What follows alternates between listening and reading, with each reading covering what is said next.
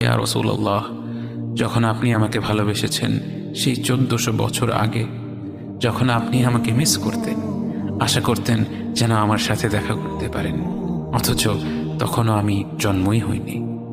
সেদিন সাহাবীরা আপনার চোখে পানি দেখে বলল, ইয়া রাসূলুল্লাহ, আপনি কাঁদছেন কেন? আপনি বললেন, আমার ভাইদের খুব দেখতে ইচ্ছে করছে। সাহাবীরা বললেন, আমরা কি আপনার ভাই নই ইয়া রাসূলুল্লাহ? আপনি বললেন, না, তোমরা আমার সাহাবী। আমার ভাই হলো তারা যারা আমার পরে আসবে এবং আমাকে কখনো না দেখেও তারা আমাকে বিশ্বাস করবে। মৃত্যুশয্যায় শুয়ে আপনার অন্তরে এই চিন্তা ছিল যে আমাদের পরিণতি কি হবে। উম্মতি উম্মতি বলতে বলতে আপনি আপনার রবের নিকট ফিরে গিয়েছেন। আজ আমরা আপনার উম্মতের অংশ। বিশ্বজুড়ে আপাত দৃষ্টিতে আমরা হচ্ছি সবচেয়ে অপদস্থ, নিরুপায়, পরাজিত, লাঞ্ছিত, অথচ বাস্তবে আপনার উম্মতের অংশ হওয়া যে গোটা বিশ্বের সব সম্পদ পাওয়ার চেয়েও মূল্যবান ব্যাপার। আজ আমার মনে যত আশা, যত আকাঙ্ক্ষা, যত স্বপ্ন, যত চাহিদা, সব কিছু পেয়ে গেলেও নিজেকে এতটা সৌভাগ্যবান মনে করতাম না যতটা মনে হয় আজ আপনার উম্মতের একজন হতে পেরে। কাল হাসরের ময়দানে যখন গোটা মানব জাতি এক নবী থেকে আর এক নবীর কাছে ছুটে যাবে, আল্লাহ যেন বিচার প্রক্রিয়া শুরু করেন এবং প্রতিটি নবী নাফসি নাফসি বলে মানুষকে ফিরিয়ে দিবে। অবশেষে যখন সবাই আপনার সামনে হাজির হবে এবং আপনি গোটা মানব জাতির প্রতিনিধি হয়ে আল্লাহর সামনে সিজদা করবেন, সেদিন আপনার উম্মতের সদস্য হওয়ার পূর্ণাঙ্গ মর্যাদা প্রকাশ পাবে।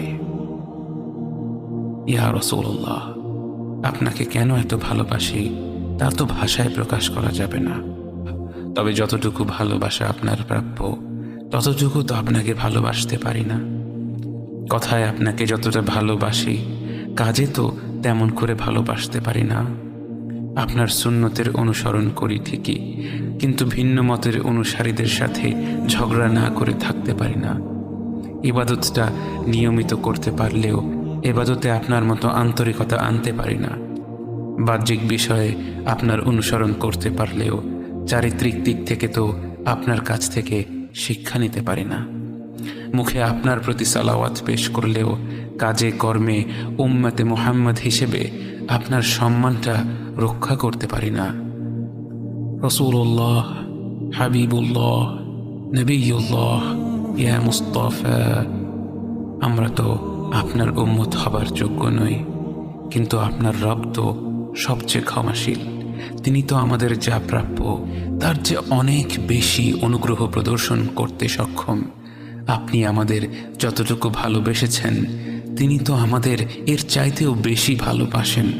আমরা আমাদের ভুল ত্রুটি সম্পর্কে যতটুকু অবগত তিনি তো তার চাইতেও বেশি অবগত। আমাদের রবের অনুগ্রহের দিকে তাকিয়ে অন্তরে আপনার প্রতি যতটুকু ভালোবাসা রয়েছে সেই ভালোবাসার দিকে তাকিয়ে আজ বুকে আশা বেঁধে রই, খুব শীঘ্রই আপনার দেখা পাবো ইয়া নবী আল্লাহ। খুব শীঘ্রই হাউদে কাউসারের পাড়ে আপনার হাতে তৃষ্ণা মেটাবো ইয়া হাবিব আল্লাহ। জান্নাতের নির্মল বাগানে অনন্তকালের যাত্রায় আপনার সঙ্গী হয়ে ঘুরে বেড়াবো ইয়া রাসূলুল্লাহ সাল্লাল্লাহু আলাইহি ওয়াসাল্লাম।